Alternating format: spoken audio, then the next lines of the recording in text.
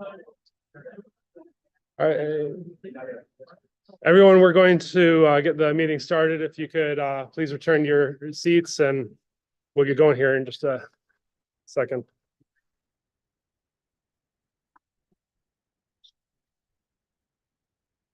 Thank you. It's 10:02, so welcome to this Metro Plan Orlando TAC meeting. I'd like to call this meeting to order. I'm Chairman Joshua DeVries. I'll be chairing the meeting today. As just a reminder, since this meeting is and future meetings will be in person, it's important for all TAC members to attend our meetings in person in order for us to have a quorum. Members of the public will still be able to participate virtually, and we encourage them to do that. Moving on to chair announcements. There are two public comment points in the meeting. Members of the public attending in person who want to speak need to fill out a comment card and give it to Rachel. Those attending virtually who want to speak will use the raise hand feature on the Zoom screen. If attending by phone, you can hit *9 to raise your hand and request to be recognized. When you're called, your microphone will be temporarily unmuted by staff and will ask you to state your name and contact information for the record. We also accepted comments by email before the meeting. I'd like to thank everyone for the warm welcome for my first TAC meeting officially as chair, since I had to miss the last one due to illness. And I'd also like to thank Hong Lim here for stepping in for me last minute and chairing what would have been my first TAC meeting. As I was following along in line, and he did a great job. And I'll turn it over to Slade for agenda review.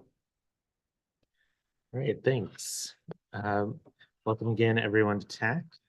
We have a couple of agenda changes and announcements to make today. First up, we had a request from one of our presenters to move item 5F, that's the F.3R program. It's currently last on the common presentations. We had a request to move that to the beginning to make some schedule adjustments. So, Mr. Chair, do you approve of that change? Yes, I do. Thank you. All right. So we will update the order accordingly. Next up are one of our action items. I believe that's 7B, the TIP amendment. We had a slight adjustment in the TIP resolution, unrelated to the project or project funding, but an updated copy of that is printed out in the back with the agendas, but is also been updated in your virtual agenda packets. And lastly, we have we've added a new segment to agenda review, which is agency updates. This is an opportunity for FDOT or the Turnpike or any of our kind of non-municipal partner agencies to provide updates. And so we'll be hearing from Amy about that later for the FDOT update. So a couple other announcements. We have the Conference on Minority Transportation Officials, COMTO, has kicked off their annual Careers in Transportation for Youth internship program, which provides undergraduates and graduate minority students with an opportunity to gain professional and practical experience in the transportation industry. They're looking for agencies to host transportation interns. So if you're already thinking of bringing on an intern in one of your offices, this could save you some time in the selection process. There's more about that program included in general information within your agenda packets, or if you'd like, you can reach out to myself or Eric Hill. And lastly, we'll be reaching out to all of you soon about our Critical Sidewalk Bundles program. You might remember last year, this program looks to identify critical gaps in the sidewalk network, but because sidewalk network changes so frequently, we're looking to all of you to give us a little feedback on the segments and bundles that we've identified to make sure that they still align with all of your local priorities. So that will be headed towards your inboxes very soon.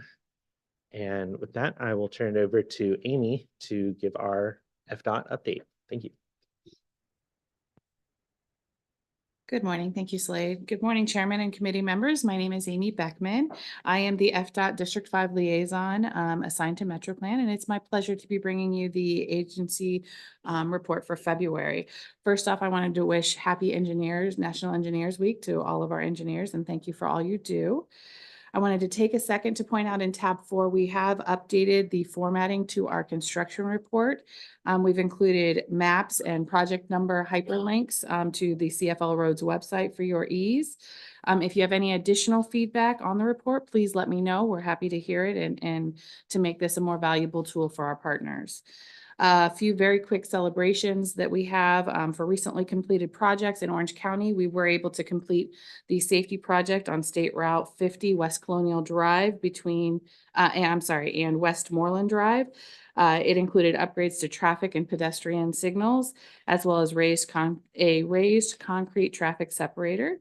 The improvement project on State Route 435 Kirkman Road from north of Vineland to north of Wendover also reached its final acceptance. Ramp at John Young and LB McLeod Road completed in late January, and that project aimed to alleviate congestion and merging issues on John Young Parkway just north of I-4. Additionally, just to give you a little bit of update so you can pass this on to your constituents, we do have a few lane closures coming up in Orange County from February 25th to March 1st.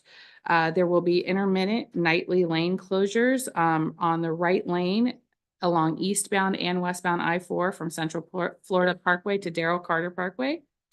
We will also have intermittent nightly ramp closures on eastbound I-4 from Lee Road from February 28th to March 1st.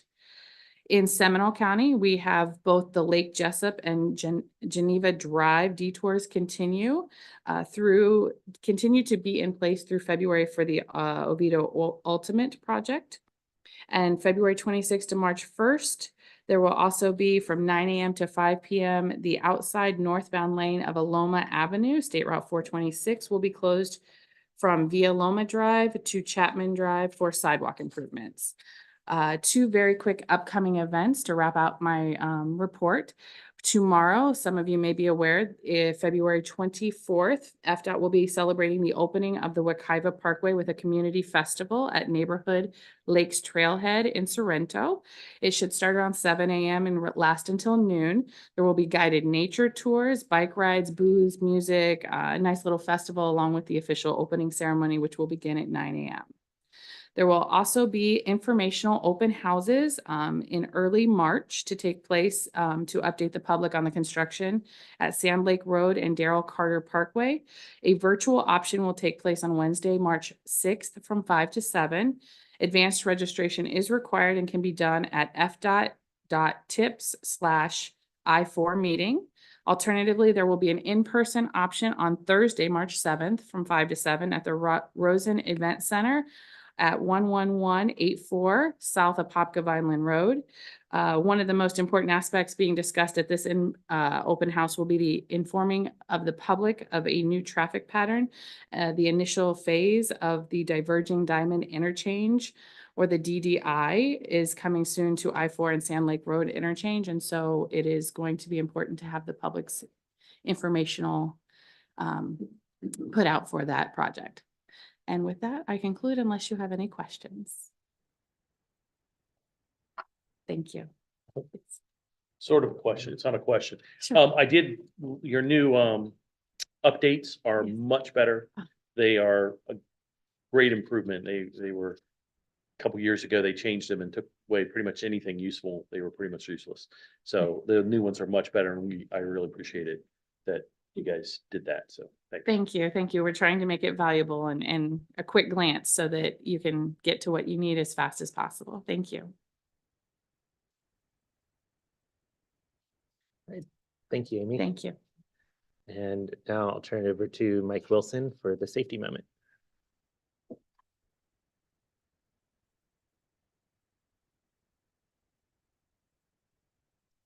Maybe.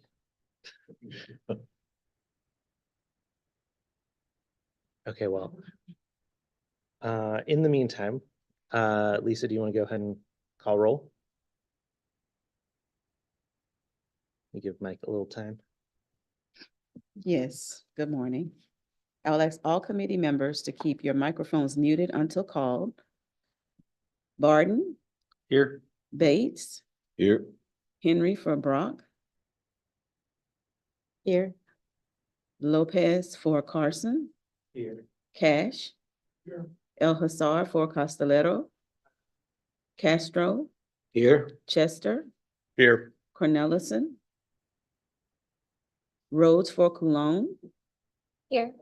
Crandall, Here. De La Shea, Here. DeVries, Here. Edie, Present. Elliott Moore, Present.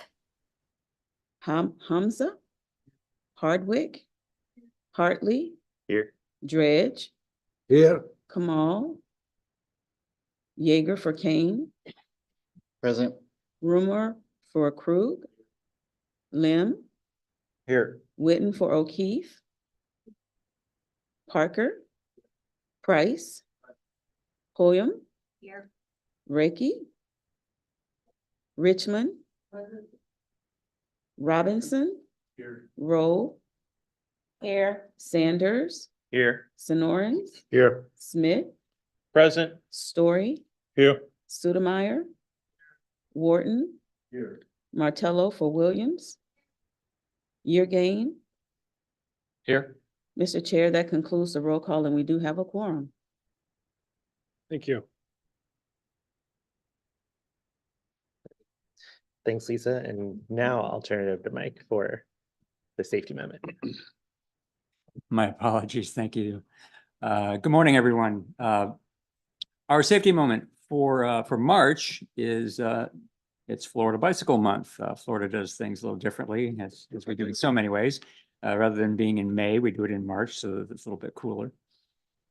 So looking over our bicycle crash data over the 5 years out of our Vision Zero plan, about 728 on average reported bicyclist crashes per year. We are up significantly for 2023. It's not complete yet, but at least 824 crashes for last year. On average, about 67 serious injury crashes per year. And also we get data from the Florida Injury Surveillance System, which shows about an average 115 bicyclist hospital admissions per year that do not involve a motor vehicle. Also averaging out about 14 fatal crashes per year. Once again, unfortunately, we were up significantly for 2023 with 21. And we also have a few per year, again, that do not involve a motor vehicle. But getting into what can we do as bicyclists to improve our own safety, the number one thing we can do is go with the flow. And what we've found in our analysis of both crashes and exposure is that cyclists who are going against the flow of traffic, whether they are on the sidewalk, in a travel lane, in a bike lane, shared use path, have 5 times greater risk if they're going facing traffic than if they're going with the flow of traffic. And you can see by the photograph here, here's a driver pulling out from a driveway, looking to the left where you normally would, where most of the vehicles are coming from, and then a bicyclist coming up on the right. This is the most common type of crash I see looking at our reports. Literally, it's at least one every day. They tend not to be as serious, but because there are so many of them, it turns out that they are responsible for 30% of our serious and fatal crashes. Not too many fatal, but plenty of serious injuries. Compare that to overtaking crashes, which really only represent 10% of our KSI crashes. So about once every 2 weeks, we have a serious or fatal crash of this nature.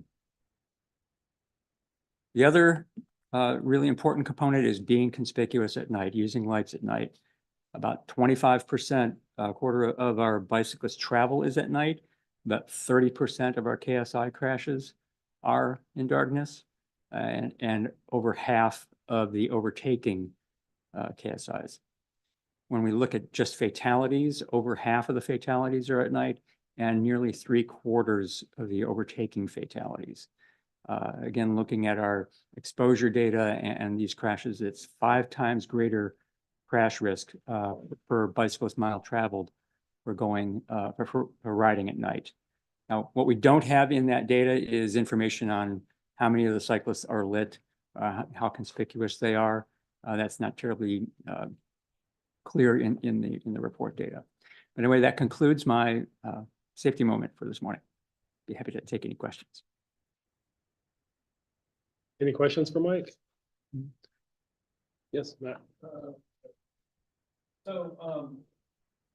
I was just wondering, and with your data, how many of those, do you guys track if those are like recreational bicyclists or people using their bicycles to get to work or? No, I mean, you really can't get that from a crash report, but the lion's share of crashes happen on busy roads, busy suburban arterials where people, if they're out there on a 6-lane commercial arterial, they're not out there for recreation. They're mostly there for some other purpose. Transportation. Yeah. Okay, thank you. Mike, I know the go with the flow thing. Have you talked to anybody, is DOT or somebody else? Because I've never really heard much about that, especially on the sidewalk. Mhm. You always know in the road to do it, but I haven't heard a lot on the sidewalk, and it makes sense. So it just seems like there needs to be an education part of that. It should be Right. real essential, kids, anybody, start and teach them.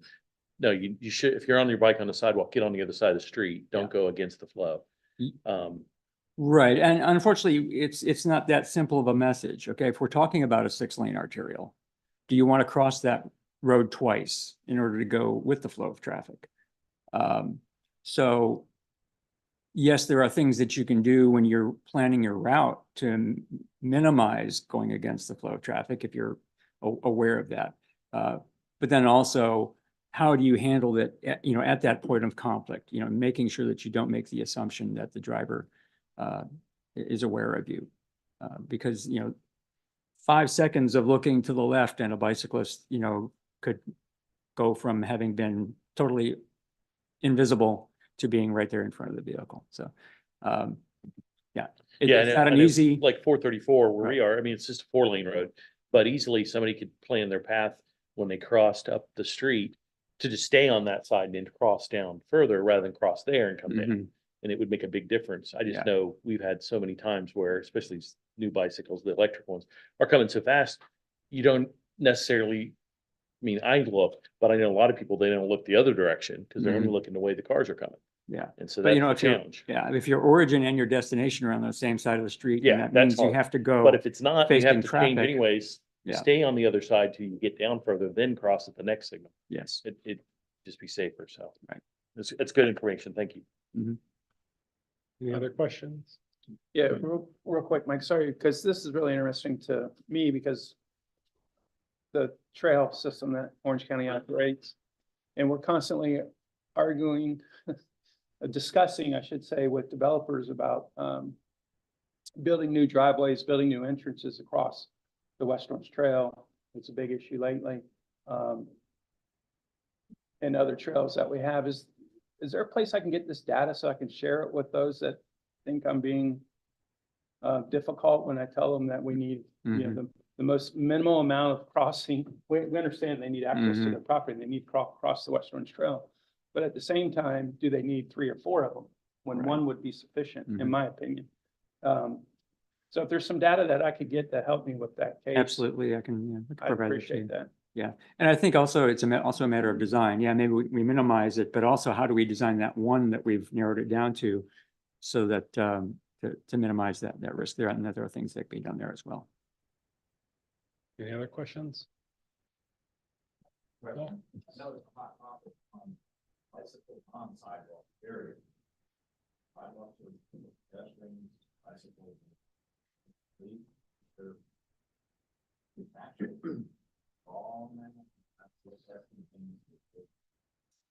No, bicyclists are permitted to use the sidewalk.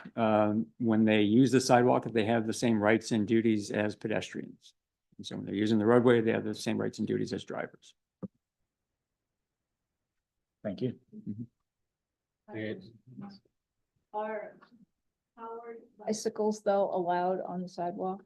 Technically, no. You may not so a bicycle is a vehicle under Florida law. And you cannot operate a vehicle under motorized power on a sidewalk. Anyone else? Yeah, I just want to clarify on that, the electric bicycles by Florida law are allowed wherever bicycles are. So if it's electric, there's some cleanup in the state statute where there's still a reference to motorized that sort of confuses it. But I have some, I can bring them to the next TAC, some 3 trifold simple ped bike law that covers that. Thank you for sharing that. Anyone else? All right. I do have a comment myself on that, and you kind of alluded to it with the engineering of it. I've seen numerous times at instances just like that where you pull up to the stop and you look to the right to see if there's any pedestrians, and there's a signal box or some sort of cabinet there blocking the way to where if there's a pedestrian coming, you couldn't see them anyways. So just keeping into consideration utilities and different signal boxes and cabinets and things like that to keep out of the way of this vision triangle, that definitely helps. Yeah, well, there's a triangle, but there's also, particularly if we're talking about a shared use path, if we can provide enough space between the path and the roadway where the motorist clears the path first, then moves forward to the roadway to wait for their gap, because it's that time where they're sitting there and waiting that the cyclist comes up and you have the problem. Well, thank you, Mike, for the presentation. Appreciate it. Josh, I got one thing. Sorry. Mike, for that, the last thing you just said, I like that idea, and I know that we've done it some different ways where the sidewalk or the shared use path is almost like, if we use 436 as an example, by Castleberry, it's pushed closer to the road, but then they jet back away from the right of way as you get to the road crossing. What we've seen is people just continue cross. They won't follow that diversion. So it's doing that diversion, but having the actual whole trail offset I think we'll find that we'll use it more often as opposed to just creating their own goat path. All right, I think we're good now. Thank you, Mike. All right, so we've done roll call and we have a quorum, so we'll move on to the common presentations. We have there's 4 common, but I think we've got 5. Actually, 6 common presentation. We have 6 common presentations. We'll hear now. Go ahead and please stand your nameplate on end to signal that you wish to speak and have a question. We'll recognize you at the end. When speaking, please press the red button on the screen to turn on your microphone. And with the revised agenda, first we have Ed Kestery from FDOT to tell us more about the 3R program. Okay, good morning. Thank you for having me. Yes, my name is Ed Kestry. I'm the District Consultant Project Management Engineer for FDOT for District 5 in this area. So yeah, we're here to discuss a little bit about our fiscal year 27 maintenance resurfacing program. And I know most of you are probably aware of it. Fiscal year 27 refers to the construction year. So those projects actually begin design in fiscal year 25, which for FDOT begins July 1. So here in a couple months. There we go. So as part of that process, what we do typically, and so we begin scoping these projects a year prior to them going to design. So basically about April of last year, we've had several meetings with our local partners, our local agencies, and our scoping team went out as what they call community vision meetings, where they met with you, they discussed kind of what your vision for the corridor, what kind of issues are you seeing, what kind of improvements would you like to see through those corridors, let you know we have a resurfacing project in your area within these limits. And so as part of what they do is they take that back. We start the scoping cycle in July, and we try to implement those improvements within our scopes. And just a little background on our work program cycle, kind of the way it works. We're statutorily required to keep 80% of our roadways at a certain acceptable level when it comes to quality and ride the riding surface. So that's kind of something, there's not a whole lot of flexibility with the statutory requirement there. And I know a lot of you, we've been trying to get this message out a little bit. It's difficult with a lot of partners, but based on our budgetary constraints in recent times, and I know a lot of you have been affected by this as well, we've had to shift a lot of our base resurfacing projects back to maintenance resurfacing, where typically what you do with the maintenance resurfacing is just resurface a roadway and you look at the sidewalks and ADA ramps and bring those up to ADA compliance. And like I say, there's been a lot of key factors that have affected our decision to do this. This isn't something we take lightly. It's not something we've tried to do. We've just been required to do this. And as you can see there's some data there that shows what our typical per mile cost is to surface a typical 4-lane highway, and kind of the impact on the material costs and the construction costs over the last 2 years. So as you can see, over the last 2 years, we've experienced basically a 50% cost increase in our projects. So that's really impacted our ability to deliver the kind of projects that we have discussed with you in the past. Also affecting that, as I mentioned, there's a statutory requirement for us to resurface our roadways to keep 80% of them at a certain level. And with the statutory requirement, there is a formula that determines the allocation and how many lane miles we have to resurface. That formula does get adjusted from time to time, and it did get adjusted this past year, and it actually resulted in our lane mile allocation increasing. So not only have we been experiencing higher prices, now we also have to resurface more lane miles within our district. So as you can imagine, that's been a huge impact on our program. Then again, this just kind of highlights the statutory requirement, how we go about looking at things, kind of what a maintenance resurfacing project entails. So it is just resurfacing and bringing ADA projects up to compliance. And just to give you a quick overview on how our scoping, high level overview, how their scoping team is handling this process. So basically, our fiscal year 25 projects that go to design will go to construction in fiscal year 27. They've kind of scoped all those at a base maintenance resurfacing project. So they've kind of taken everything just to pavement and ADA compliance. Then what they do is they estimate those projects, deduct that money out of the box we have for resurfacing, and then we have leftover funds.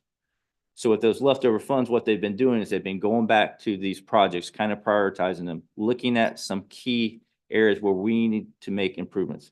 And we've kind of had to be really strategic in how we apply those additional funds and where we're applying those to and what kind of improvements we're doing and what kind of projects. So there's not every project stays a maintenance resurfacing project. We've been able to bring some of those back to our standard resurfacing, where we have been able to add some things back into the projects. In some cases, we haven't been able to add everything back in. Some things we've been doing a little bit. Some projects we can't, and they just stay maintenance resurfacing. But that's kind of how we've been handling this. And I know also the other issue is, can you just reduce how much you're paving? We did look at that. And what we found out is, well, one, we can't really just reduce the pavement depth and not meet our life cycle analysis without getting central office approval. And that's kind of they're very hesitant to do that, only because when you mill a project, when you go to a roadway and you mill down the surface, you're trying to take out the current deficiency to bring it back up to an acceptable level. If you don't do that, those deficiencies resurface very quickly, sometimes, 3 to 4 years. And one thing we try to do is our resurfacing, the way we kind of do our life cycle. We use like a 20-year life cycle. There's a couple of reasons we do that. One is maintenance of traffic. As we resurface a road, it's impactful to the drivers. It's not convenient. It increases congestion. So we try to not impact the traveling public as little as possible. The other issue is safety. It's not only is it not safe for the drivers, it's also a construction zone, not safe for the workers. So we try to impact a roadway as little as possible. Now, with that said, we do have some opportunities we've been looking at to try to get some of the, if we do have a base resurfacing project, to get some improvements back in. One way is to partner with our local partners. I know some of you have contacted me about this. If you have available funding and you're willing to participate, we can sit back down, go back over the improvements you'd like to see, and we can try to implement some of those back in. Another funding source is grants. There's a lot of grants available to local agencies in the DOT, so we're pursuing that option as well. And then there's other additional funding sources that come about time to time. This past year, we've been able to implement, I believe it's 5 or 6 new projects where they're resurfacing and they have a much, much higher level of safety through the ARPA process. That's the ARPA funding that we've gotten, and it was unexpected funding. So when we do get that type of unexpected funding, we try to apply those to projects where they have a much higher level vision for the corridor and try to make that happen. And how we do this too, so if we have a base resurfacing project, we're really kind of tied to the scope of that project, what it can entail. So like I said, it can only be resurfacing and bringing ADA ramps up to compliance. So what we typically do is create a goes with project. So if a local agency is willing to partner, we just create another project number, and it's a standalone project that actually goes with this resurfacing project, and it's let together with one contractor. And typically that could be like, if you want a mid-block crossing, mast arm, something like this, usually a very specific scope that's not resurfacing. Also what we can do, and I know this is a concern sometimes, is if we resurface a road, we're not going to come back in 20 years. That's not true.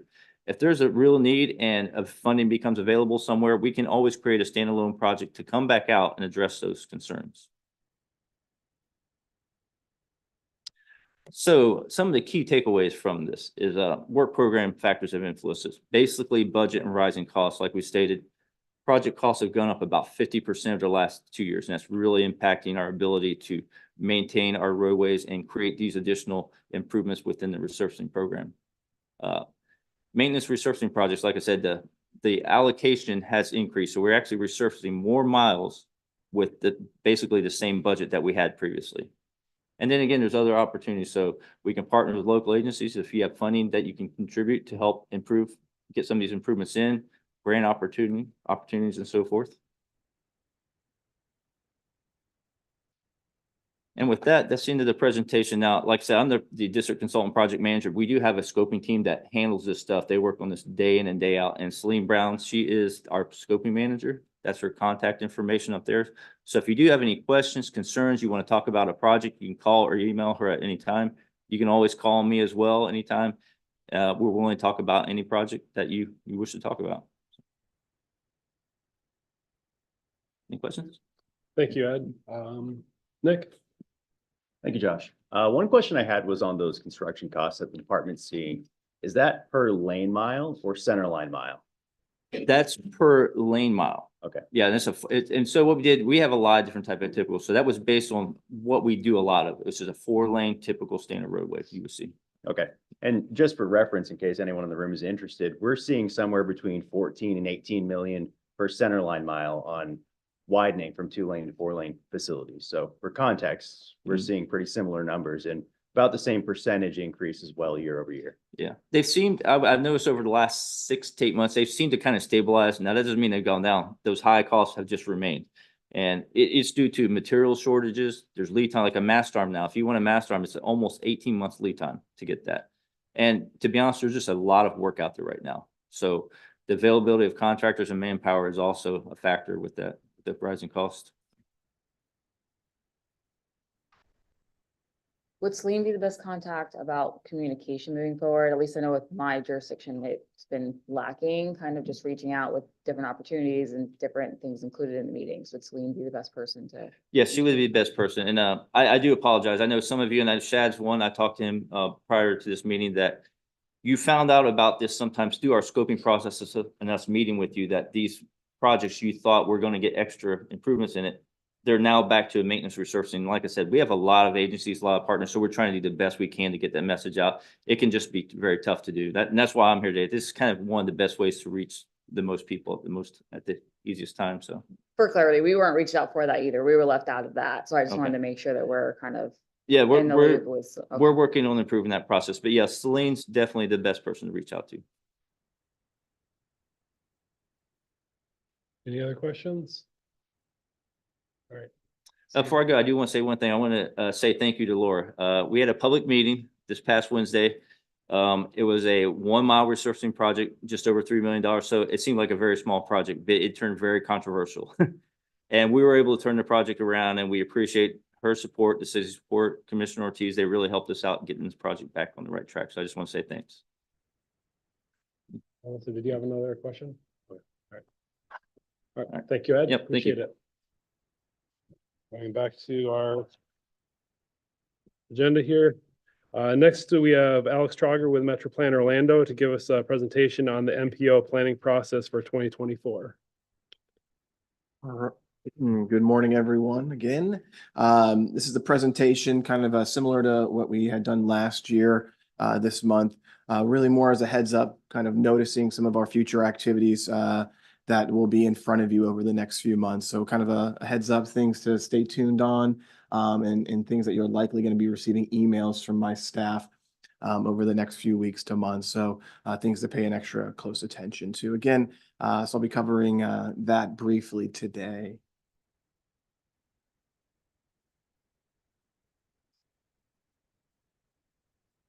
Thank you, Lisa. So again, I'll be covering some ongoing studies very lightly, talk for a moment about the 2045 plan as adopted and the 2050 plan that you're going to be hearing a lot more about. Some updates and kind of a heads up on the prioritized project list and tip cycle.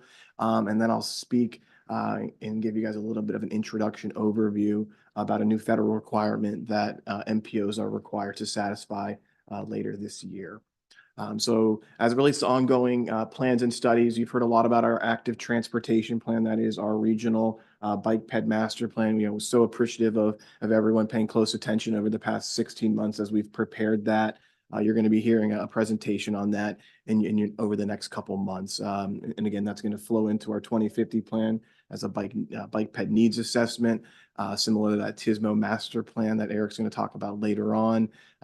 We also just recently kicked off a transit vision plan. We're working really closely with Links at this point to stitch together all of that really good transit county level plan that had been done in years past, refresh as appropriate. But that's some work that you're also going to be hearing about because that transit vision plan is really going to serve as our transit element of our 2050 long range plan to really dial in projects, dial in costs, both for capital, operation, and maintenance, and to make sure that we have those financial responsibilities nailed down as part of our cost usable plan.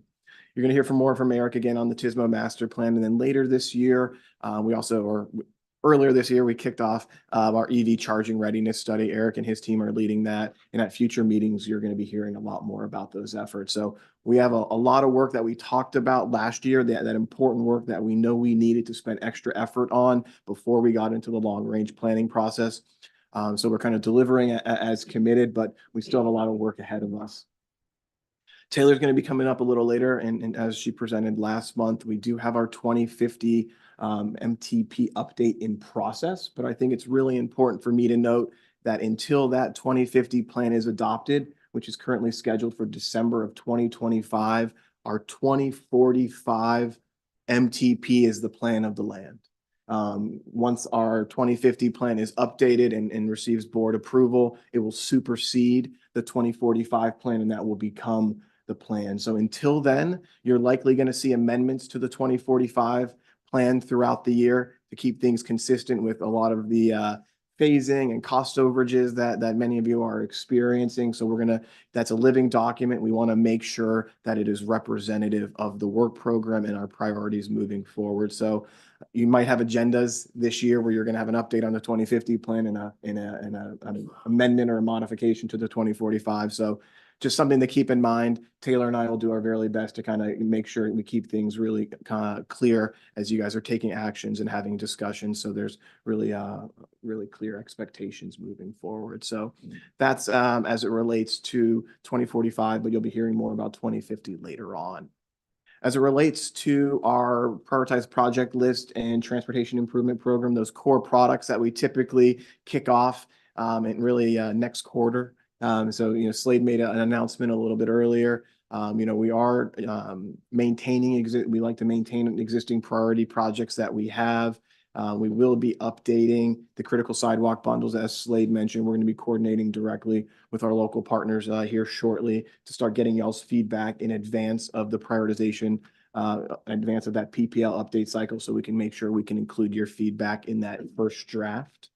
And then we're also going to be reaching out to our partners that have projects on that off-system construction or trip list, as we call it. We want to make sure that the projects and phasing timeline for each of those projects are still correct, so we can submit the necessary intake applications to pursue funds for those particular ones. So the prioritized project list likely going to remain the same. We, like everyone, as you know, have been experiencing really significant cost overages. We have a lot of projects in the LAP program right now that are federally funded, that shortfalls are coming in. So as we go into the TIP, as we're loading that next fifth year, we won't be adding too much. You know, we've already had a lot of projects deferred and then deleted previously that are going to find their way into that new fiscal year. So really just as an expectations management, as we go into the TIP cycle, that draft TIP is really going to be a stabilization of projects that we currently have in the LAP program, making sure those projects are hold up and that the agencies are able to deliver them on time. So that's just some key messaging. But like I said, you're going to be hearing a lot more about project priority list updates and TIP at your future meetings. But this is really kind of more of a heads up notice that it's getting into that season, that annual process where we're making updates to those documents as statutorily required. Any questions about this? Because I am going to shift gears here to a totally new subject. So I figured I'd pause here in case there's any particular questions about this item. Seeing none. So totally changing gears here. But I do want to call to each of our members' attention because this is another topic that we will be spending a fair amount of time on over the next few months. Is a new federal performance requirement under the Transportation Performance Measure law that went into effect just earlier this year, specific to greenhouse gas, really specific to on-road tailpipe carbon emissions. So again, federal law, MPOs have to set a target, a declining target specifically, and something that's unique to Metro Plan Orlando, in addition to setting an MPO or a metropolitan planning area target. We also have to work because of our shared urbanized area with the Lake Sumter MPO. Part of the Orlando urbanized area goes into the Claremont area of Lake County. Because of that, the law requires us to actually develop a joint application for the specific area that we share outside of our metropolitan planning area. So a little extra legwork. We already coordinate throughout the year with the Lake Sumter MPO, given our other planning requirements. So but you'll be hearing a lot more about this topic specifically. The metric, as I mentioned before, tailpipe CO2 emissions exclusive to mobile on-road emissions on the national highway system. So it's only applicable to really what's functionally classified. So as we're conducting the analysis and coming together with forecasts, you know, the methodology will be representative of the requirements of the metric.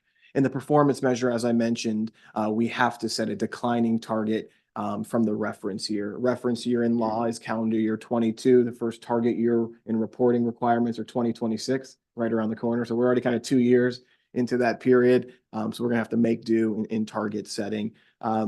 There's a few different approaches that FHWA offers for calculating tailpipe emissions. They offer a very simple one that I show here on the slide, VMT times some type of coefficient, equals, kind of the algebraic approach. We're also exploring other models. The Regional Planning Council has some carbon inventorying that they've been doing as part of a federal grant. So we're going to be coordinating with them over the next few weeks. But we also have more sophisticated modeling tools. MOVES is a post-processing tool many of you are familiar with, which takes regional distribution model findings and more accurately represents them over the network based on fleet mix and actual delay on the system. So we're over the next few weeks, my team is going to be exploring each of the different methodologies and how we need to approach that so we can come back to you and to our other MPO partners with a clear path forward on a method and approach on this particular one.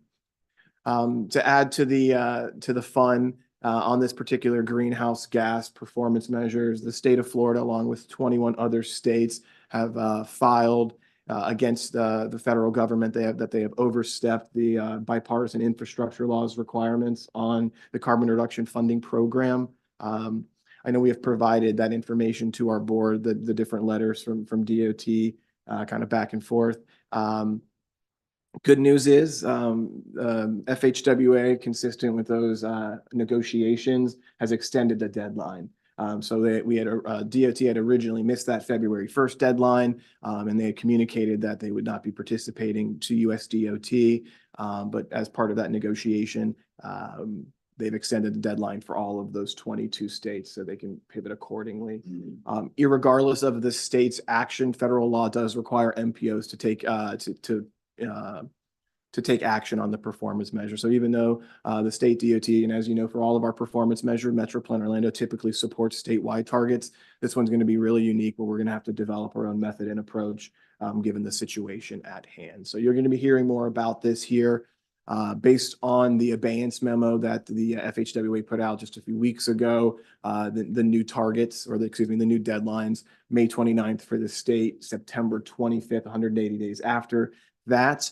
But something that's important to note, we have 180 days after the state takes action. So that puts us, while September 25th is the last date available, if they take action and make statement tomorrow, we have 180 days from tomorrow. So us being proactive and really getting ahead of this is in our best interest. It could have impacts as corrective actions to our federal certification, which impacts the flow of our federal funds to the region. So it's something at Metroplan we're taking really seriously and want to make sure that we satisfy all the federal performance-based planning requirements as required by law. So setting a target immediately or this year is a requirement, but something else the law changed was adding that our other core products, our transportation improvement program and our long-range transportation plan, 2 years from the effective date. So basically early 2026, we'll have to have all of our plans to include that. Good news is, as Taylor presented, we'll be adopting our 2050 MTP in December of 2025. So we'll be able to build this requirement into the scoping and analysis of our 2050 plan. So we have time to address the long lead item. But again, this year, we will have to take action on the federal greenhouse gas performance measure. And you'll be hearing a lot more about method, approach, and after we kind of get through methods and preliminary calculations, we're going to be having some regional discussions about target settings and how aggressive we'd like to be realistically, and the implications of setting it and failing to meet said targets. So with that, I'll answer any questions I can, and as of today, but this is a topic you will be hearing a lot more about over the next 6 months. Thank you, Alex. We've got a question over there. I have, you mentioned you're engaging with Lake Sumter. Are you engaging with the Space Coast River to Sea? And also in the Four Corners area, are you engaging with the Coda Leaf Four Corners coordination group down there? Yeah, so actually I made this presentation to the Central Florida MPO Alliance just a couple of weeks ago. That's all the MPOs within District 5 plus Polk County, which incorporates the Poinciana and Four Corners portions. They're outside of our study area. So short answer, yes. I mentioned that shared urbanized or MPO sharing an urbanized area have to come up with a said target. We have that shared area with Lake County. Our other MPOs have shared urbanized areas as well. So we've agreed as MPO partners to kind of share resources, share minds and approaches, so we can kind of tackle this with a consistent methodology for the district. Any other questions?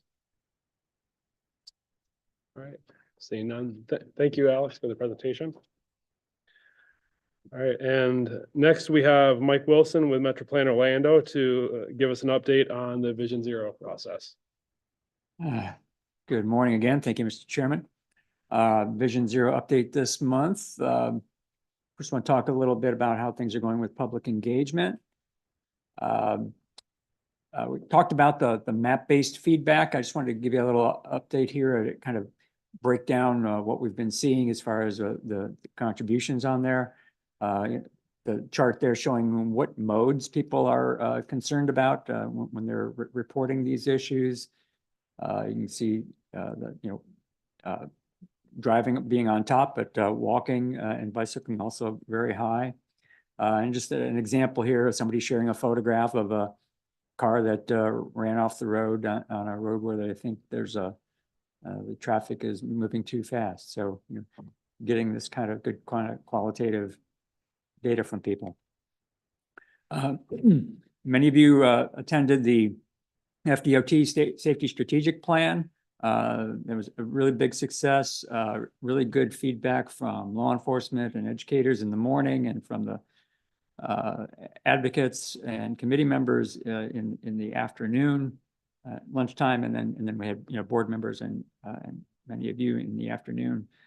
So we heard really good feedback from FDOT. They were very happy with it, and they're going to be doing similar outreach to the other MPOs and then coming back with sort of consolidating everything they heard throughout the district and using that then to develop their plan for safety action. Some new things on the hub website. The elected officials guide is up there, and that's been distributed to all of the elected officials in our area, helping them understand what their role is in advancing Vision Zero. The safety activity book for kids is on the site, and we expect to have about 5,000 printed copies by the middle of March. Will be distributed throughout the region. There are now high injury network fact sheets, and we've also added a trend analysis page to the site where you get to scroll through and see important data points for each mode and various behavioral and contextual issues for safety. We had our task force meeting earlier this week, the fourth one, where the key discussions were on benchmarking, looking at the policy and plans for MetroPlan and how we update those to be consistent with Vision Zero. And then also starting to look at pairing the countermeasures to the high injury network. So identifying those projects that we will eventually be prioritizing. So one example here is here's one fact sheet for one of the high crash corridors, getting into the types of crashes, and then some. This is the starting point for then talking about the countermeasures.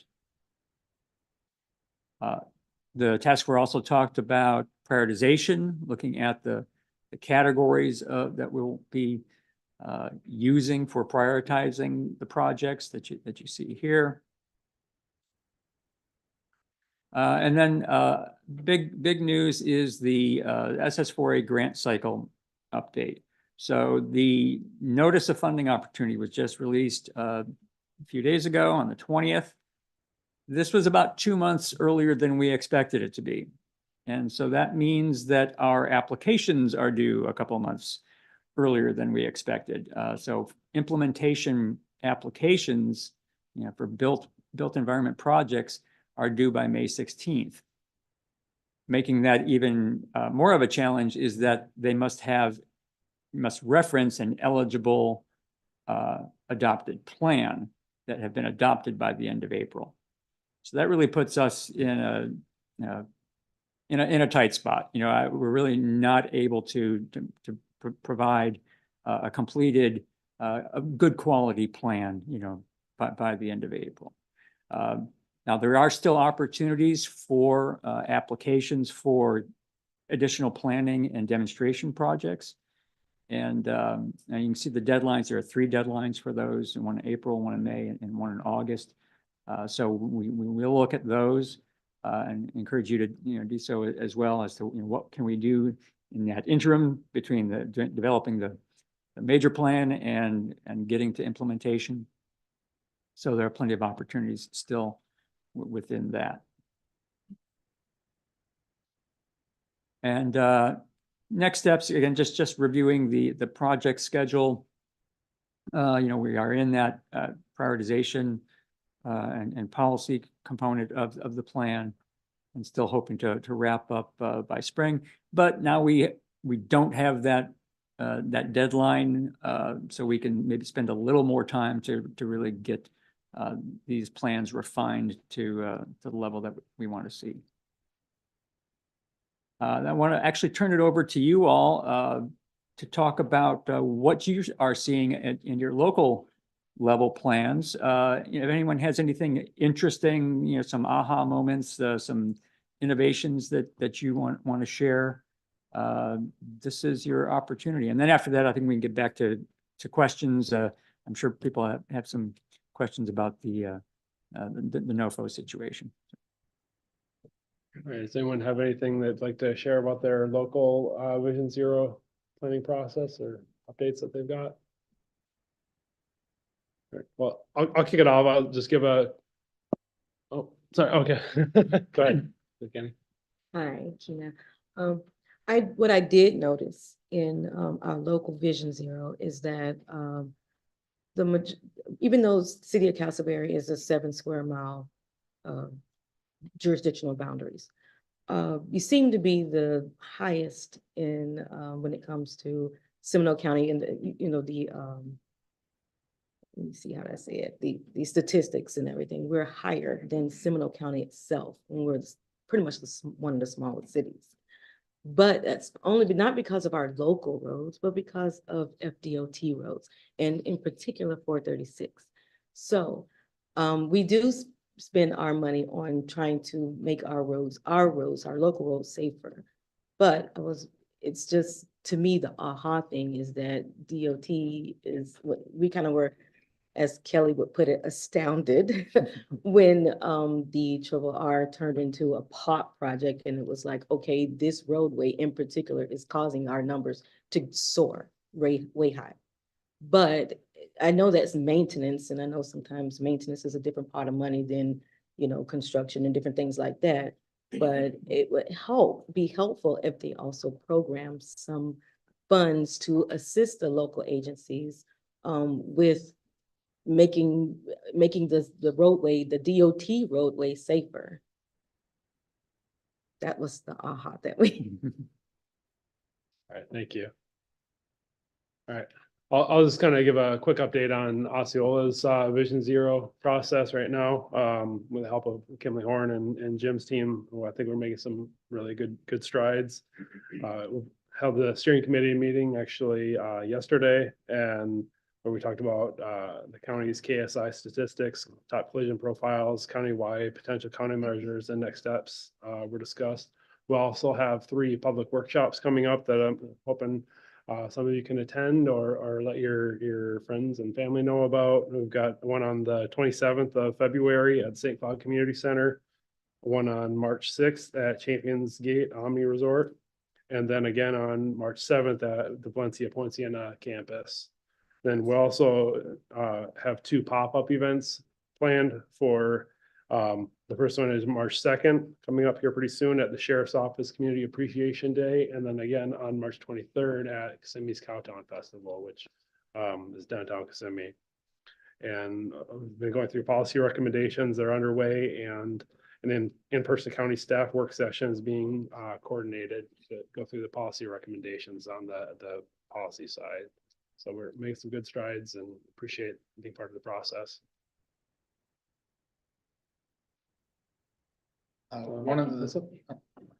Yeah, just one of the things we have, Maitland's very similar to Castleberry in relation to either have a county roadway or DOT roadway. That's most of our city. So one of the things that we did ask for our local one is to also look at the code updates that we could do that kind of ties into either, depending on what type of crashes they are, that we can then enforce from like that local level. That doesn't necessarily have to just be in DOT's hands. Like we can do it on the local level with either making them move pedestrian the sidewalks internally or just different design elements that they can do on their lots. And then the other thing that we noticed when we just went through the high injury network lately this past week was that some of the people that we have on our local group have been there for a little while, so we know the history, but the maps seem to be a little bit skewed with the KSIs. Because of what can be pulled from the police report, if certain things were either exempt from the police report or the details just said other. So some of our bicyclists, for instance, KSI seemed to be like a driveway KSI, and it wasn't just from being involved, either the deposition of it or the involvement that we had. So when you're looking at the toolkit, I think the feedback is extremely important from the PD or fire for like engineering and planning to look at, because it may not be what is shown kind of on that map. So that was one of the kind of that internal lesson learned, that they just briefed over it. And I know PD and fire doesn't know, at least from my perspective, doesn't always look at kind of those hard numbers. They're just kind of looking at it. And when we're pulling them up and asking them, what was that crash? What were the specifics of that crash? getting additional insight that you can't always pull from, Signal 4 or the analytics side of it kind of helped us make sure that we're using that right toolkit. when We're trying to pick the solutions. Any other comments? All right, Tammy? I can just comment a little bit about City of St. Cloud, something that surprised me in this process, that we don't get a lot of opportunity to work with our, like police department that closely. So just seeing how involved they are, because a lot of the initiatives that they do are around safety and safety in transit. So that's been cool to build that relationship with them. And if you haven't done so, I encourage to seek out, because they've been helping us a lot and involving us in their outreach and safety events. And they even offered to put up slides at their police station, and they're helping out a lot with outreach in that sense. So if you haven't explored that connection more deeply, I recommend doing that, because they've been really helpful. Thanks, Tam. Lenny? I just wanted to, one, thank HDR for the work they've done so far for our plan.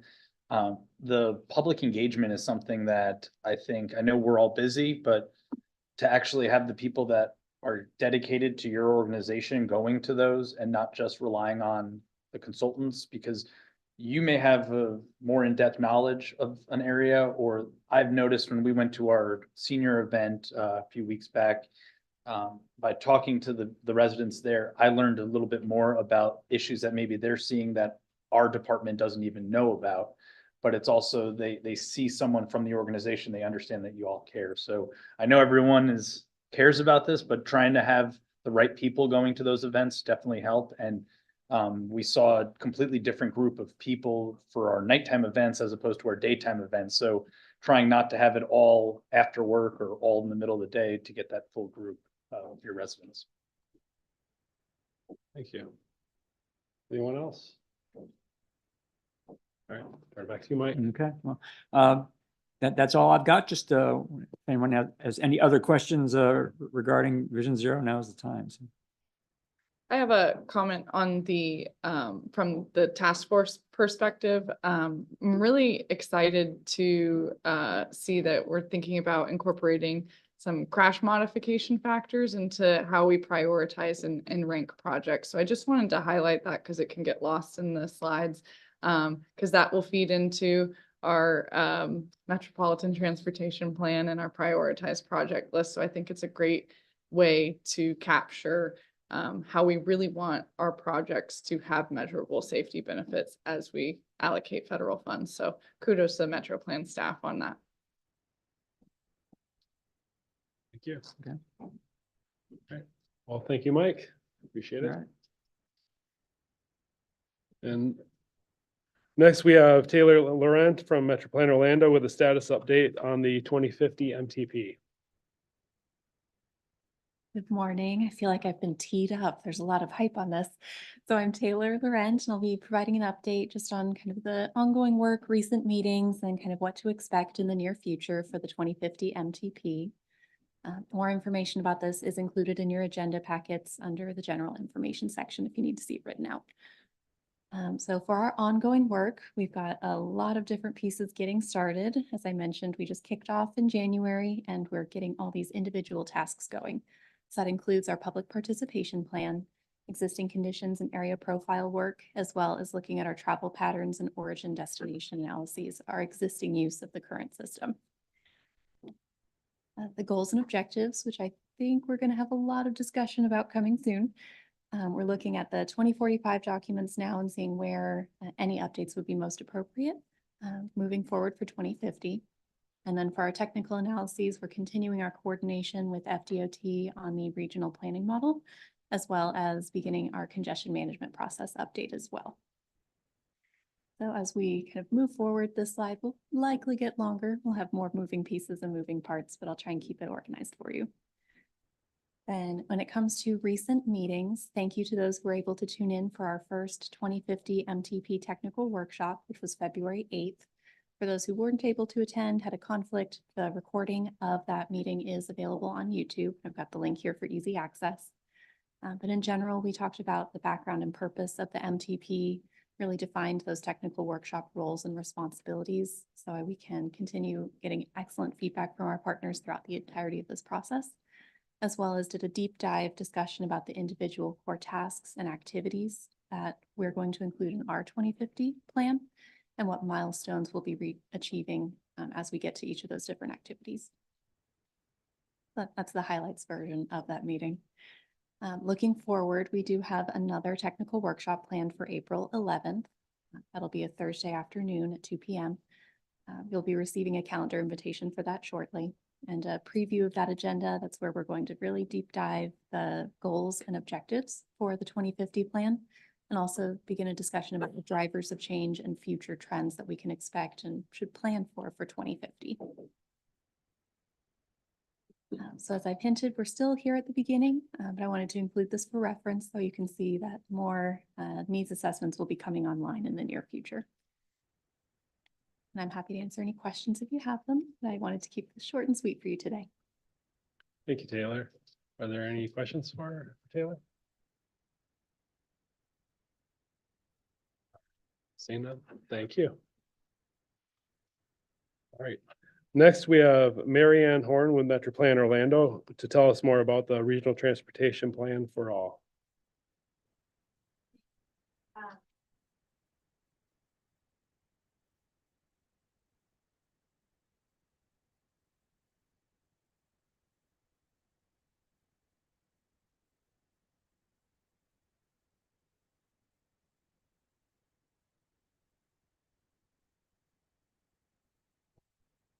Marianne, yeah. Thank you. That. Mary Ann Horn, Transportation for All, Overcoming Obstacles, just to catch you up online. One of the pieces of guidance that we used in developing this plan is federal guidance from the US DOT's Equity Action Plan. This plan from the federal government does a number of things, and including defining equity with a very wide definition that includes racial, religious, ability, geography, economic status, to talk about areas where we have transportation challenges and where people are underserved. I'm sure that in your work you have seen this graphic before, but just to remind you how things work is if we give the same thing to everybody, that doesn't always serve their needs. What we endeavor to do is help people to work with what they have and understand what it is that's causing them challenges and see what we can do to alleviate those. To that end, we want to talk about transportation equity and what it means for us here at Metro Plan Orlando. And it means simply that we want to make sure that everybody in our community can get around. That has always been our goal, will continue to be our goal, because nothing else is really acceptable. We want everyone to get where they need to go regularly, reliably, and safely. So when we talk about transportation equity, it means that we don't add burdens to areas that are already burdened. For instance, and that's symbolized in this particular picture by the gentleman with the cart that's full to the top, and he has every arm and every finger holding something. And if in our planning process we add one more obstacle to this man's path, that cart's going to wind up in the road probably. There are a number of disadvantages that communities face. This is a listing of just a few of them. The USDOT lists a number, they have five categories: transportation insecurity, environmental burdens, social vulnerability, health vulnerability, climate and disaster risks. And these cover a number of individual obstacles, such as not having a car in a community or a region where Cars are essential to getting around a lot of the time. No access to internet or smartphone or credit cards in an environment where those are required often for transportation as well as other means of getting around and functioning, lack of sidewalks, poor air quality, poor health. We have a number of communities where health concerns are significantly higher than they are in others, and also social vulnerability, including economic disadvantages. This slide, I'm sure you are familiar with a lot of this sort of data. Central Florida is a majority minority region. The region as a whole and 2 of our 3 counties all show that our communities outside the white community go together to make a larger percentage of who we are. So we are very diverse in Central Florida. And we always have to recognize that. This is just a county by county snapshot. You know your own area is probably much better than this chart is even able to show you. And I doubt that there are many surprises here, but this helps us keep perspective as we look at our region.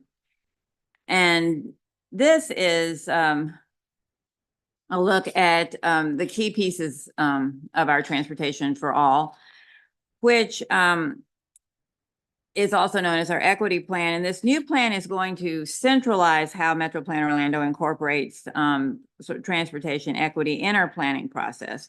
It gives us a foundation that we can work with, and it will include updates to 2 plans that you're already very familiar with, our Title VI plan and our Limited English Proficiency or LAP plan. Those are in place now, and they will be updated. And then the equity plan provides kind of an umbrella look at how we want to regard the region with all of those things in place. Our plan will combine public engagement, data analysis to help tell our story better. One thing that is new from an outreach perspective this time is something that we're developing called the Transportation for All Network. We're just starting to get this off the ground, and it's an exciting proposition.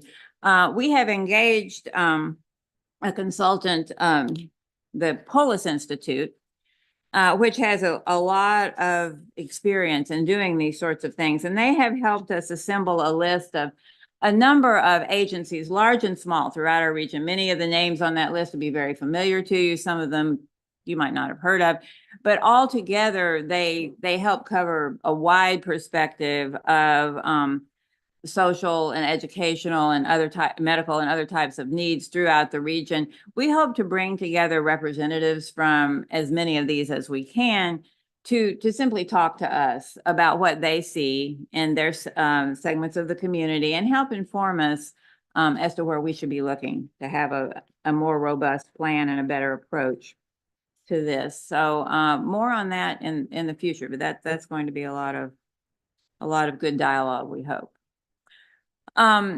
Transportation underserved communities is what we were targeting. Previously we had, I believe, we had called these our EJ focus areas. You're familiar with that term. It was in our last Title VI, our current Title VI plan. It means simply the places with the greatest disadvantage and needs in our region. This will help us evaluate where we can actually do the most good by looking at the places that have the most needs and perhaps have been overlooked in the past. A couple of things to keep in mind. These transportation underserved communities are not the only places where we have disadvantages in the region, and they are not the only places that will be studied or covered. You see here the US DOT's Equitable Transportation Community Explorer tool. This is a rich, data-rich analysis here.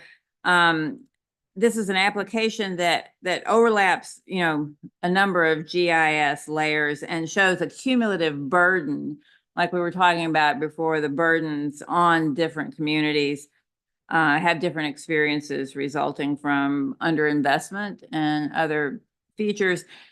I would point out, you see the large area, the purple shaded areas there give you an overview of where these burdens lie. And you see, we have an outlier here. We want to acknowledge it, and we've had a good deal of conversation about how to deal with it. And that, of course, is that large sector in southern Osceola County. I think all of us here know that, you know, that is an area that has a very low population. It also has almost no services other than main highways that run through there and farm roads. It is, in fact, largely agricultural, but it does have population. So it presents a statistical challenge for us. We have chosen not to include it in the overall averaging out of our different, you know, numbers, but we want to acknowledge it in that, you know, this is an area that bears looking at in the future, particularly as we know it's likely to change in character to some extent, you know, over the next few decades. So we will keep an eye on that and acknowledge that in the plan that way. This slide shows the what we call the CGEST areas, the climate and economic justice screening tool. Applicants for federal grants, US DOT's Justice 40 covered program, are going to want to be familiar with the disadvantaged communities that are identified in the CGEST.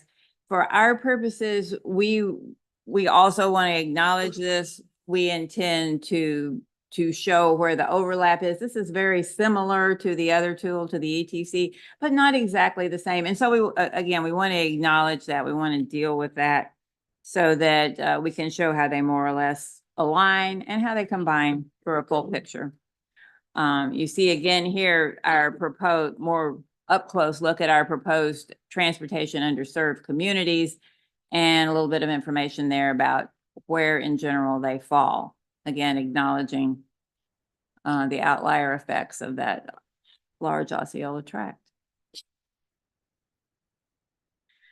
Our equity plan is on schedule now. And we are planning to do a couple of things that I'll point out to you here for the future. You see up at the top, we have a virtual event that we're targeting April and May. This is to bring together our Transportation for All network and have sort of a summit discussion, which the Polis Institute will help us guide for, so that we'll get a rich discussion out of any of the groups that are willing to provide you know, comments for us. We will accept them any way that we can, but we hope to have this sort of online face-to-face event to focus that a little bit better. We will be back before committees and the board before the end of the fiscal year to present again and ask for your approval of the plan. So with that, I'm happy to take any questions, and if I can't answer them, I will get an answer, and we'll get it out to you. Slade will help me with that. What can I tell you? Thank you. Are there any questions?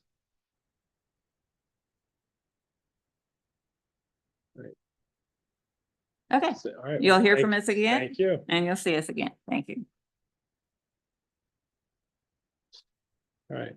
And lastly, we have Mr. Eric Hill from Metro Plan Orlando to give us an update on the TSM&O master plan. Good morning, Mr. Chairman and members of the committee.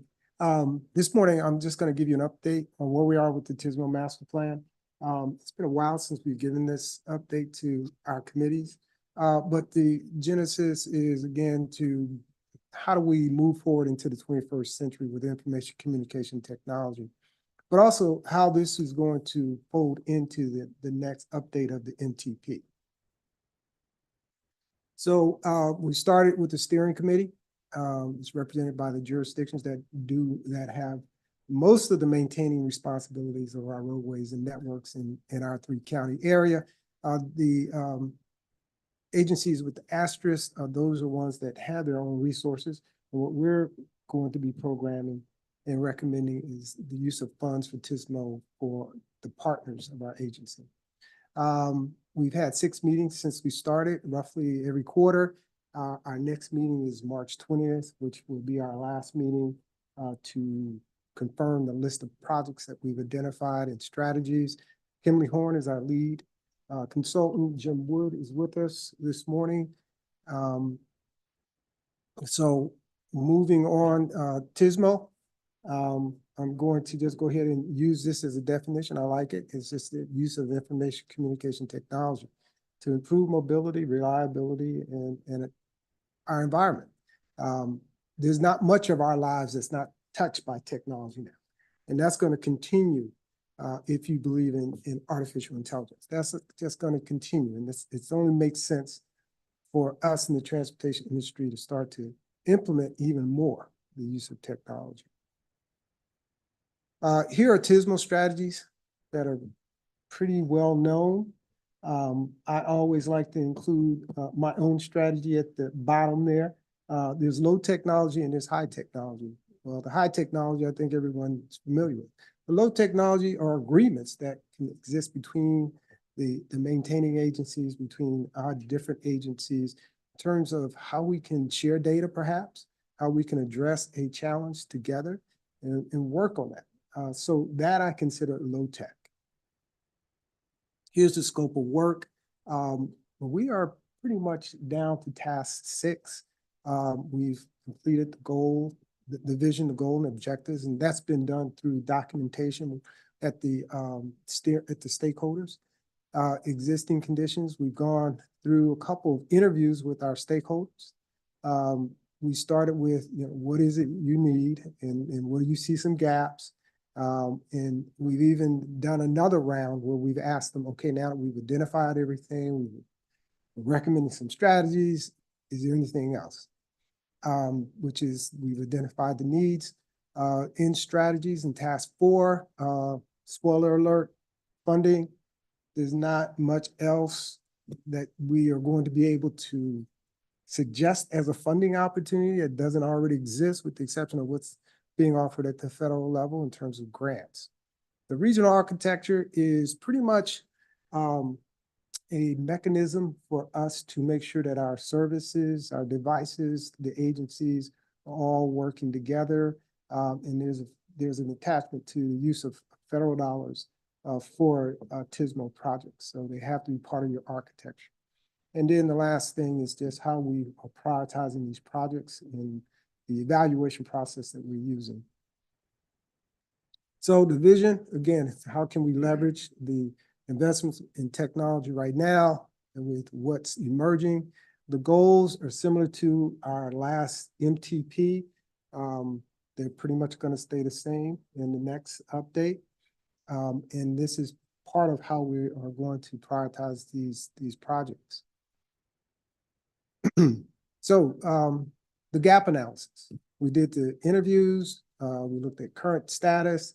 What do you want to be in the next, what do you want to be when you grow up, so to speak? And then we've identified the gaps.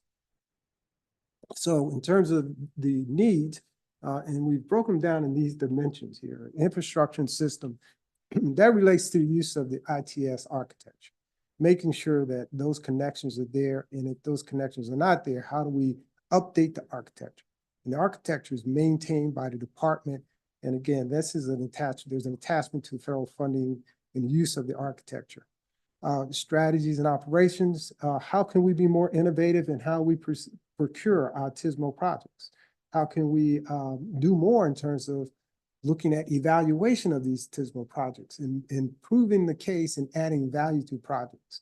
One of the things that I have expressed interest in over the last few years, and this is nationally, is how do we look at a TISMO project once it's deployed to see if what was promised or promoted to support this project can be evaluated?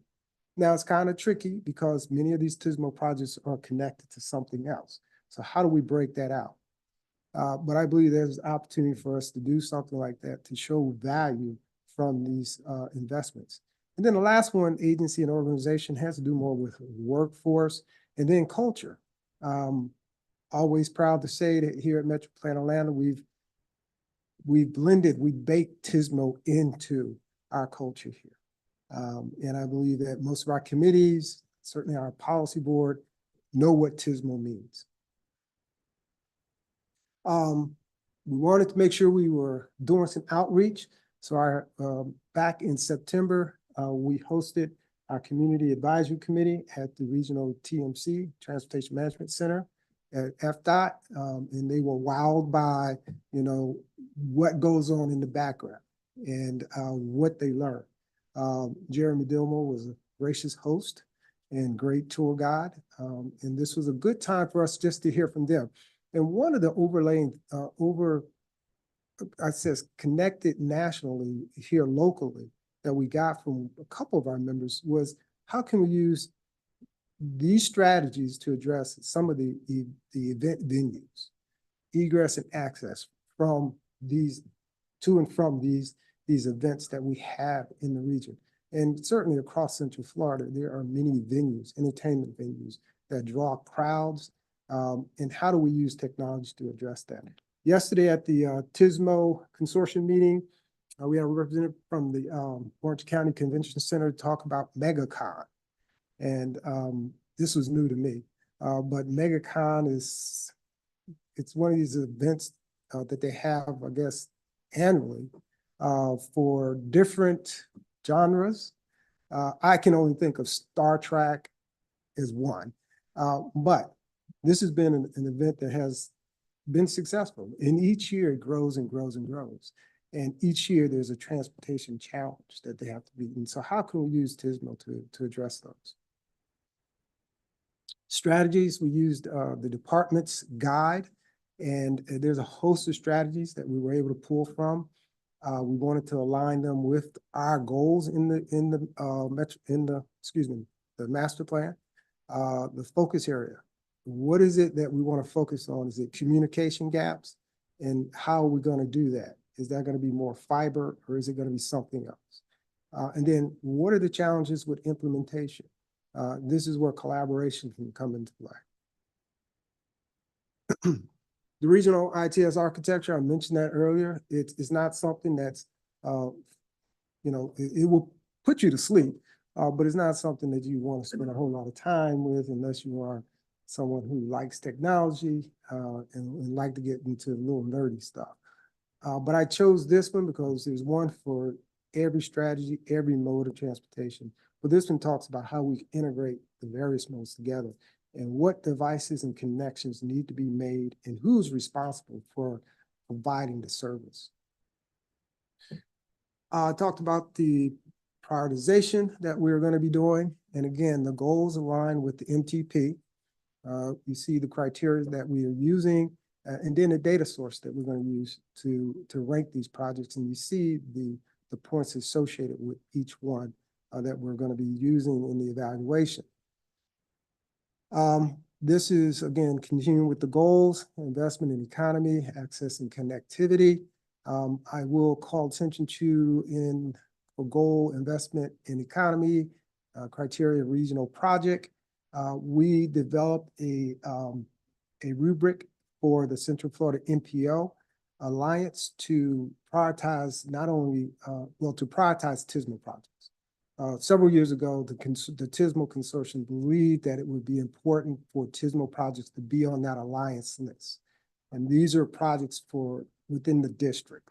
And so the alliance asked us, okay, well, what is a regional TISMO project? Okay, and then how do you evaluate that? So we developed a definition for them when we developed this rubric. And it went through a couple of phases because when you look at the other MPOs in District 5 and look at their TISMO projects, and the TISMO projects for Metro Plan Atlanta sucks all the air out of the room. And so what we did is we went back and we decided to use the trip evaluation that's used there. And that links projects to the strategic intermodal system. And so that eliminated a whole lot of projects from Metro Plan Orlando and made the other NPOs a little bit more competitive. And so what else is tied with that is some funding at the state level that can support these regional TISMA projects. So just wanted to highlight that. And then lastly, on the health and environment, here's the criteria and the data source and the points. Now, we had anticipated and planned to be done with this master plan by now. But we've had some nuance. We had to pivot a little bit because once we got to some of the strategies, the steering committee believed that instead of, well, we've done a great job of looking at devices, but what about some things on the ground that we can address, i.e. intersection improvements. So there was agreement that we would select 20 intersections across the region, allocate them based on amount. Traffic signals is what we use to allocate our TISMO funding. So that's what we use to allocate the number of intersections we use. And so here's a graphic display of these intersections that we're going to be evaluating and ranking as part of this. Now, I show this and I don't have a list of the projects because we do have a draft list. But one of the things, a legend of transportation planning in Central Florida, Jerry McCullough, once shared with me is you don't want to put a list together and just share that because it becomes sacrosanct. And so sacrosanct. And so not to have that experience, we've held off because in April, we'll be coming back to you with an actual master plan with projects that we'll share with you. So the path forward, leverage existing investments. We want to build on what's already in the ground, what's already being used, and how can we, again, increase the value or yield more from those projects. Regional strategies, that goes back to that low technology thought. You know, where is the opportunities for us to continue to collaborate on projects? And this morning at the TISMO committee, we had an update on the Attain project by Jeremy Dillmore with FDOT. And that's an excellent example of collaboration between Orange County, Metro Plan Orlando, UCF, and the department.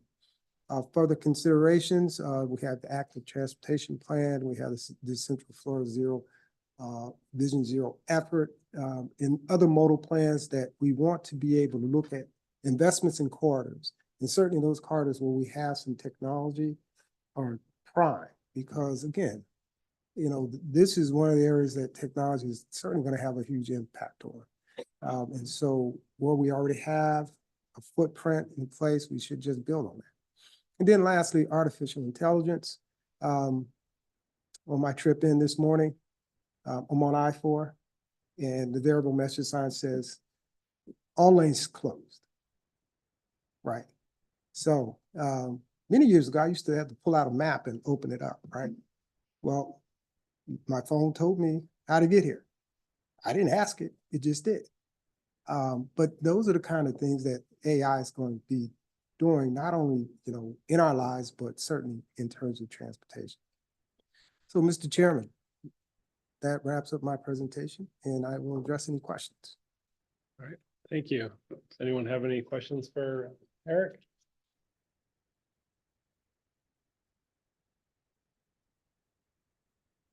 Say none. Thank you for the presentation. You're welcome. So that was the last presentation. Moving on to public comments and action items. We will now hear public comments on action items. We ask that you provide your name and address for the record, and please hold your comments to 2 minutes or less.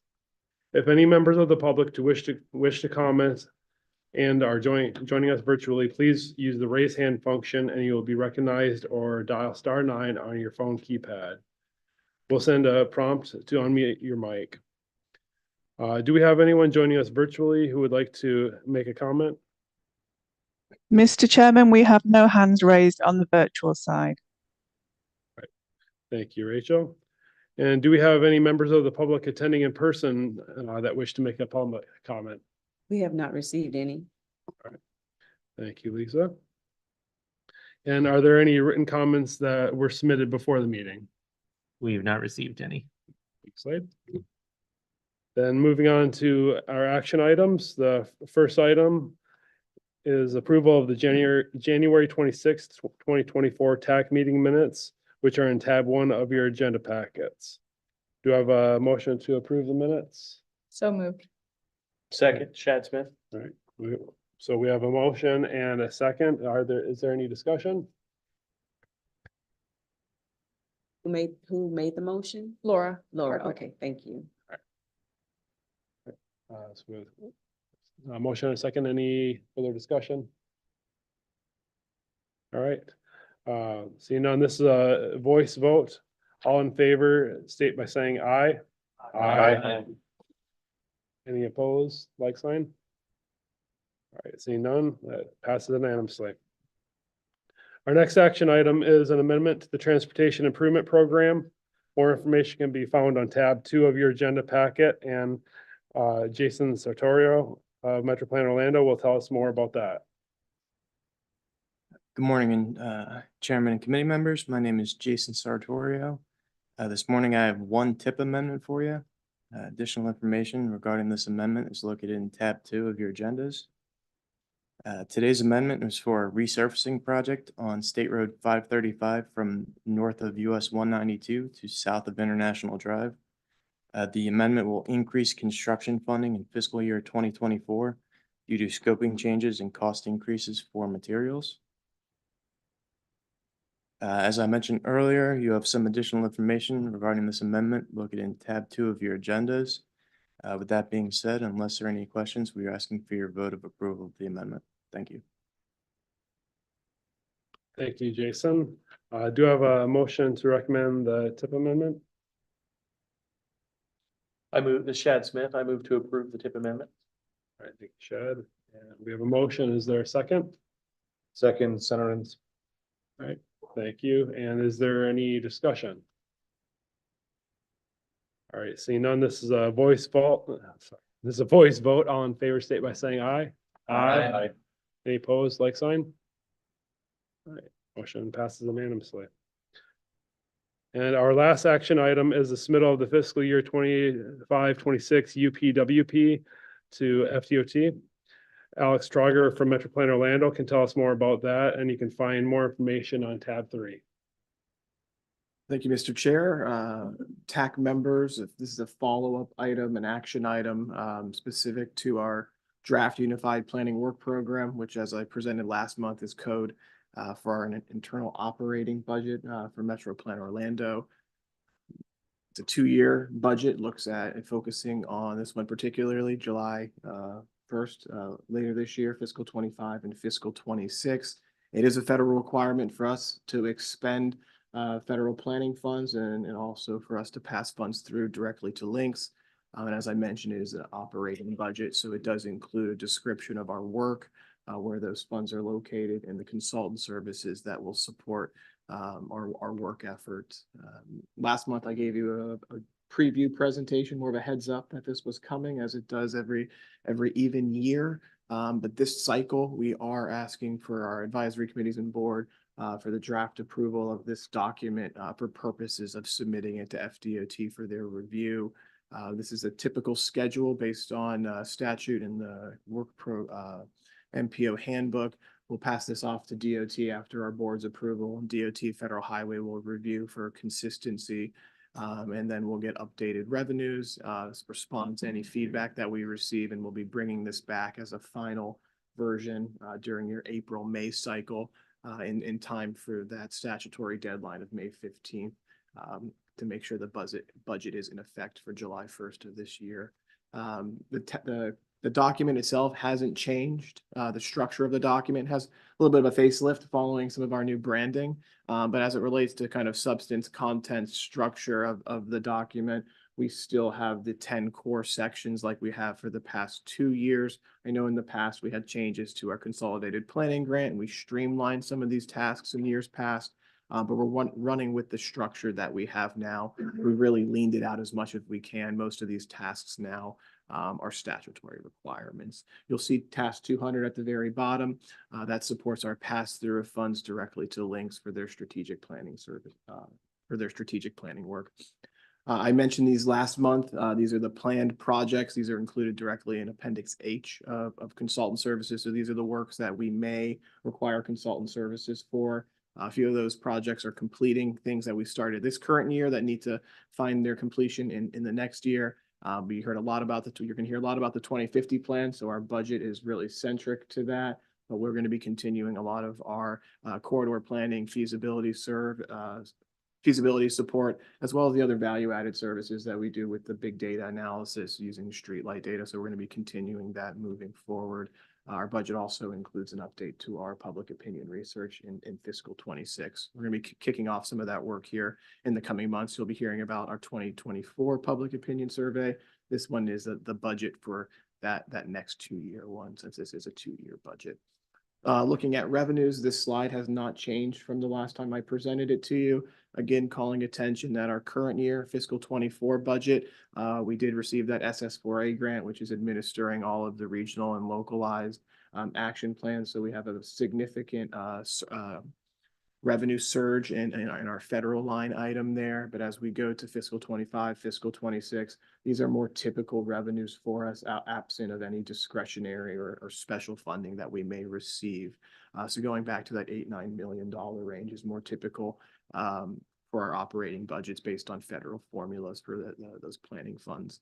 I mentioned before, task 200 also passes funds through directly to links. These numbers haven't changed from my presentation last month. $350,000 of Metro Plan's federal planning funds passed directly to links to support their planning activities. We also passed through, as I mentioned earlier this morning, $80,000 for transportation disadvantage that supports links administering of the paratransit service Access Links. And it's not included directly in our budget, but worth calling attention to on this slide is our board's policy to pass through $7 million of our urban attributable capital funds, which can also go to other LAP projects. But we pass those funds directly through to links as we have a long tradition of doing so, which supports their transit asset management program, paying for eligible capital expenses, rolling stock, shelters, other needs that links budgets for directly in their budget. So again, with that, we are asking for your approval today. At tab 3, there is a board action fact sheet as well as a hyperlink to the document in question. But as I mentioned, this is a draft for submission. It will be coming back for final approval later this year after we receive feedback from DOT. So with that, I'll answer any questions I can, but we are asking for your approval today. Thank you. All right. Thank you, Alex. Do I have a motion to recommend submittal of the UPWP? Got a motion from Mr. Robinson. Second, Hartley. All right. A motion and a second. Is there any discussion on the item? All right. Seeing none, this is a voice vote. All in favor, state by saying aye. Aye. Any opposed, like sign? Motion passes unanimously. Moving on to the TAC only presentations. There are no TAC only presentations. And then there are several items under general information in tab 7 of your agenda packets. Upcoming meetings of interest. Our next TAC meeting will be held in person on April 26th. And the next Metro Plan Orlando board meeting will be held in person on Wednesday, March 13th. Full list of upcoming meetings is in your agenda packet. And member comments and other business. At this time, do any committee members want to make any final comments? Lenny? I'll try to keep this short. I wanted to thank DOT for coming out and explaining some of the process changes. But I think as a group region, we're going through Vision Zero. We may need to try to figure out a way to talk to our legislation to change federal law or statutes, because following that 80% of roadways, it's not meeting with our current policies, everything that we're trying to put together with Vision Zero, the safety strategic plan. It seems like everything is going in two opposite directions. And unless we change the law, it's not going to change because they have to meet the requirements that they have. Even looking at, we know we have a lot more maintenance now and it's costing a lot more. strategically reducing lanes as opposed to widening, because if widening worked, we wouldn't be in the issue we're in now. So it's just, I'm really saddened by how I'm seeing things are going, where we're pushing in one direction, but we're being pulled back, and we can only do the bare minimum. We should really do projects and go for the highest bang for our buck, but then pull back because we don't have money, not plan for the minimum. And then, oh, we have extra, we can now add to it. I don't know. It's just changing our whole way of thought. I'll get off my soapbox. Thank you. Any other discussion? I just want to say I have some of the pedestrian and bicycle law synopsis pamphlets. If you're interested in that clarification for electric bicycles and sidewalks, it's lower corner of the blue side. And these are also available on alerttodayalivetomorrow.com. Thank you. Any final comments?